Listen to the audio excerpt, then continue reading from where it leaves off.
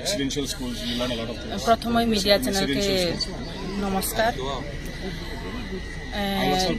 আসলে খুবই দুঃখজনক, কমলপুর সাব ডিভিশনের মধ্যে সুরমা বিধানসভার অন্তর্গত এই যে শান্তির বাজার একটা বাজারে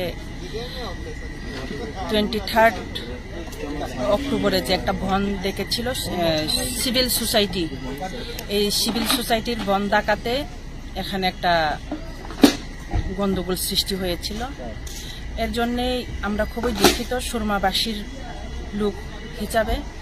তাই আজকে আমাদের এডিশনাল এসপি,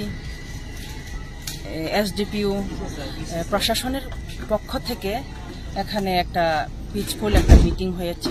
এই মিটিংয়ে আমরা সামনের দিকে সব আমাদের বাঙালি সম্প্রদায়ের লোক এবং তিপ্রাসা সম্প্রদায়ের লোক আমরা আদি থেকেই এক অপরের সাথেই আমরা বসবাস করে এসে চলেছি। এমনভাবেই আমাদের আন্তরিকতা হতে হবে।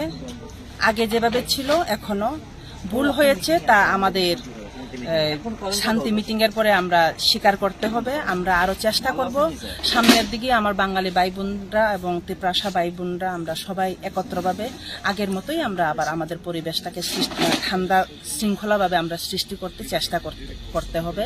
তাই আমরা সবাই আছি এই এরিয়াতে আরো শান্তি শৃঙ্খলা বজায় রাখার জন্য।